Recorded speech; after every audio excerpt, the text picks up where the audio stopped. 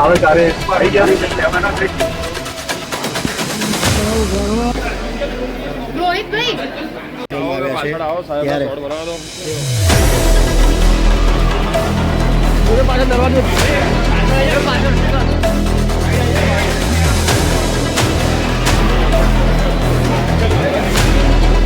કરવા માટે સરકારની શું વિચારણા છે તો સરકાર શું આગળ પગલું કરવા જોઈએ? સામાજિક શિક્ષણ મોબાઈલ નાના બાળકો પણ અત્યારે નાનું બાળક લગભગ હજુ બાલ મંદિરમાં પણ ન ગયું હોય એમાં મોબાઈલ આપણા કરતાં પણ વધુ ઝડપથી એને વાપરતું થઈ ગયું છે. એવા સમયે એના જે બીજા જે પુરોગામી અસરો છે આ બાળકો મોબાઈલ વાપરે એના માટે રાજ્ય સરકાર આદરણીય જિતેન્દ્રભાઈના ધ્યાને પણ આ વાત આવી છે એટલે ચોક્કસ રાજ્ય કક્ષાએ કેવી રીતે આને ભડકાઉ કરવું એ હવે સીએમ સાહેબની સૂચના મળે છે.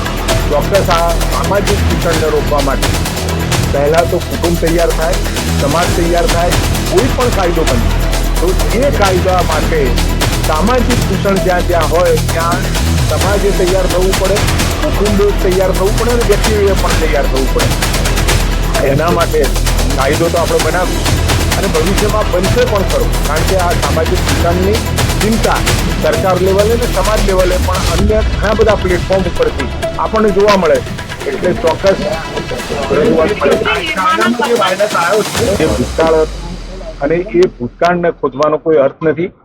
અને દર્શનભાઈએ એમનું અંગત મંતવ્ય હોઈ શકે પરંતુ એ પ્રકારે મને નથી લાગતું કે એવો કોઈ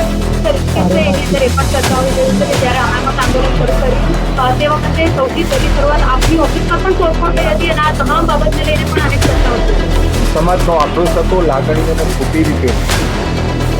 એટલે કે એક પ્રકારનો પરસેપ્શન ઊભો કરવાની કોશિશ સમાજમાં થઈ અને એ પરસેપ્શન ઊભું થયા પછી આદરણીય નરેન્દ્રભાઈએ આખા દેશમાં 10% જે અનામત આર્થિક ધોરણે જે આપી અને એના કારણે સમાજ પણ સંતોષ છે અને આખા દેશની અંદર જે લોકોને લાગતું હતું કે ક્યાંક અમને અન્યાય થાય છે એ પણ કામ પૂરું કર્યું છે. પરંતુ આ જે આખું આંદોલન હતું એ આંદોલન ક્યાંક લાગણીઓ અને જે એક પરસેપ્શન ઊભો કર્યો એના કારણે છે. કેટલાક નેતાઓએ રાજકીય લાભ લીધો છે, રાજકીય લાભ કેટલા અત્યારે હું માનું છું ત્યાં સુધી આ આપણી દીકરીની વડોદરાની અને મેડિકલ ફેસિલિટી માટેની વાત છે. એટલે વડોદરા શહેરને અને વડોદરા આખા ગ્રામ્ય અને તો મધ્ય ગુજરાતની વાત કરું 700 કરોડ જેવા નવા કામો અહીંયા થઈ રહ્યા છે. જે મેં પહેલાં કહ્યું